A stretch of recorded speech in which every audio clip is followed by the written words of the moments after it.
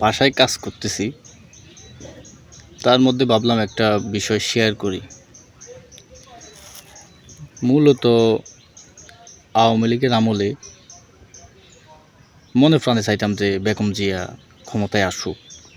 মানে মনে একটা বাসনা ছিল, কারণ ওই সময় ভাবতাম যে আওয়ামী লীগ এবং বিএনপি এই দুইটাই দল আছে বাংলাদেশে।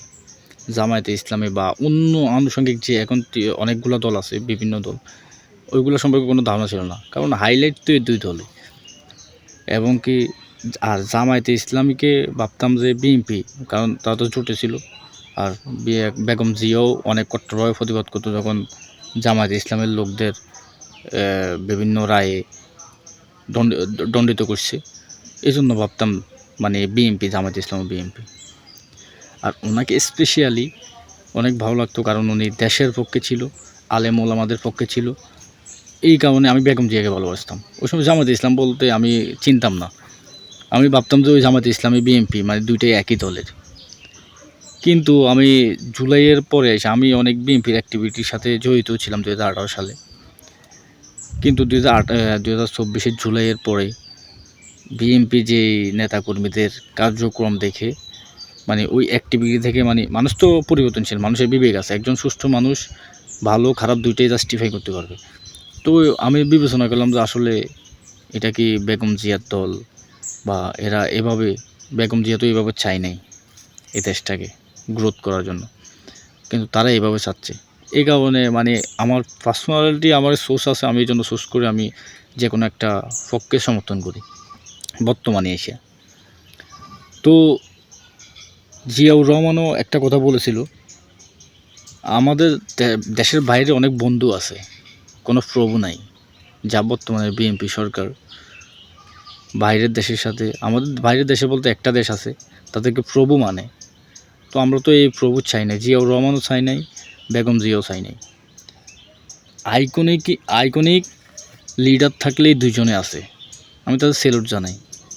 তো আপনারা যদি কামব্যাক করেন আপনাদের দলের সভাপতি এবং কি যারা আছে, জিয়াউর রহমান, বেগম জিয়াকে যদি সম্মান জানিয়ে যদি কামব্যাক করেন, জনগণ আপনাদের অ্যাকসেপ্ট করবে। আর আপনারা ভবিষ্যতে নির্বাচনও যদি করেন, জনগণ আপনাদের এত ইঞ্জিনিয়ারিং করা লাগবে না, এভাবে আপনাদের জনগণের ভোটে ইজিলি পাস করবেন আপনারা।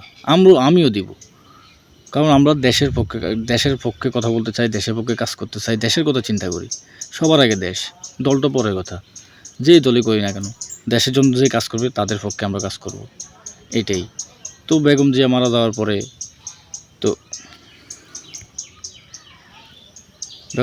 যাওয়ার পরে সব ধূলিসাৎ হয়ে গেছে।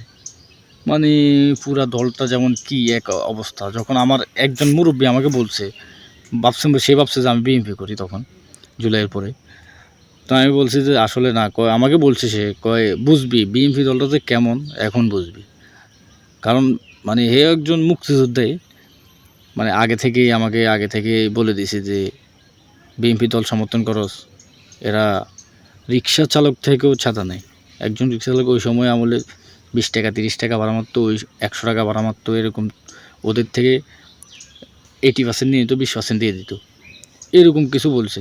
তো আমি বলছি না, হয়তো আপনার ধারণা ভুল হইতে পারে, কারণ আমি কোনো দল সমর্থন করতাম না, জাস্ট আমি জুলাইয়ের অ্যাক্টিভিটিতে মানে আমি সমর্থন জানাইছিলাম তখন, এটাই। তো আসলে হন জিয়াউর রহমানের মতো বাইরের কোনো দেশকে প্রভু মানার দরকার নাই। দেশের প্রতি ভালোবাসা, দেশের প্রতি মর্যাদা, দেশের পক্ষে কাজ করেন, সবাই গ্রহণ করবে, এটাই।